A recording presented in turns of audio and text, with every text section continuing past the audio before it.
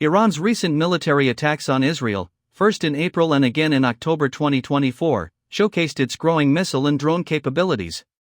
With over 500 drones and missiles fired, Israel demonstrated an impressive 99% interception rate.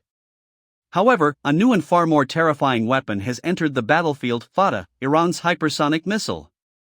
This missile, capable of traveling at 15 times the speed of sound, poses a threat that Israel's existing defenses may not be able to counter. The question is, can Israel survive this new era of warfare, or has Iran finally found a way to bypass the Iron Dome? For years, Israel has prided itself on having the most sophisticated multi-layered air defense system in the world.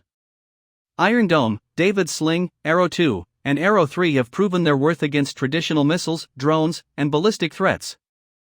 However, none of these systems were originally designed to handle hypersonic missiles that can change trajectory mid-flight and strike with devastating speed. Some analysts argue that the Israeli government has underestimated the hypersonic threat, relying too much on existing technology rather than investing in specialized countermeasures. With Iran's Fattah missile now operational, Israel must scramble to develop defenses before a direct confrontation forces them into a crisis they may not be able to manage.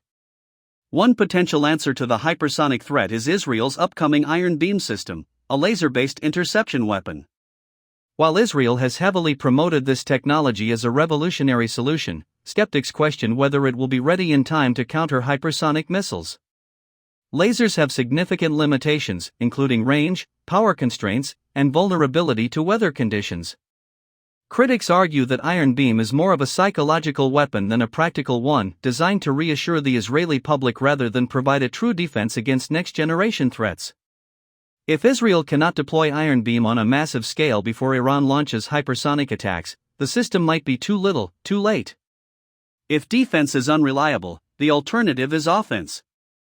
Israel has a long history of preemptive strikes against its adversaries, most notably in 1981 when it destroyed Iraq's nuclear reactor in Operation Opera and in 2007 when it carried out a similar mission in Syria. With Iran now in possession of a potentially unstoppable missile, some military strategists argue that Israel has no choice but to take preemptive action. Striking Iranian missile production sites, launch facilities, or even key military leaders could delay or dismantle Iran's hypersonic capabilities.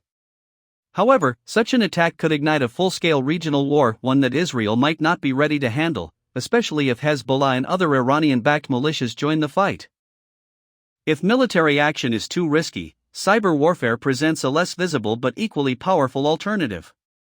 Israel's elite cyber unit, Unit 8200, has previously been linked to major cyber attacks on Iranian infrastructure, including the Stuxnet virus that crippled Iran's nuclear program.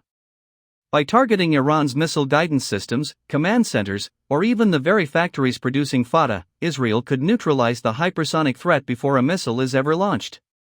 However, cyber warfare is a double-edged sword.